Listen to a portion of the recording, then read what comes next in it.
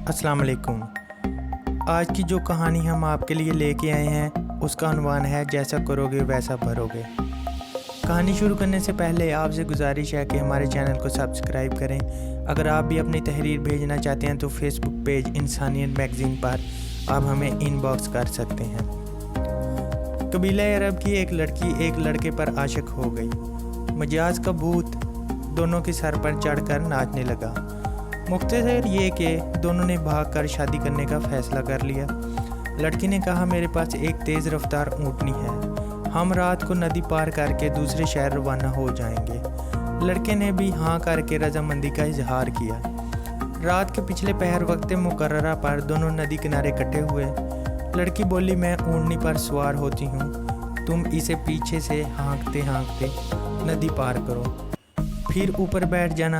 नदी पार करके लड़के ने कहा, मगर ऐसा क्यों, मैं भी तुम्हारे साथ ही बैठ जाता हूँ, हाँकने की क्या ज़रूरत है, खुद ब खुद चल तो रही है।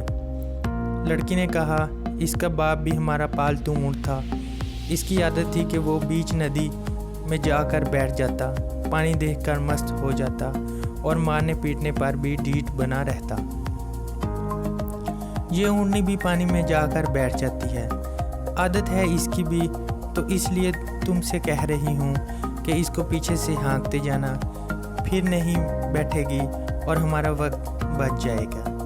हम सुबह होने से पहले शहर से दूर निकल जाएंगे। लड़के ने कुछ देर लड़की के चेहरे पर नज़रें गाड़ी रखी और फिर ठंडा लंबा सांस, जैसे कोई पुख्ता इरादा कर चुका हो, और बोला, हम भागकर शादी नहीं करेंगे। मुकद्दर हुआ तो निकाह हो जाएगा, नहीं तो जो रब की रज़ा तुम वापस अपने घर चली जाओ। लड़की ने कहा, मगर क्यों, अचानक क्या हो गया तुम्हें? इस पर लड़के ने कहा, इस ऊँटनी के बाप की खसलत इसमें मुंतकिल हो गई, तो क्या मेरी खसलतें मेरी बेटी में और आने वाली नस्ल में मुंतकिल नहीं होंगी?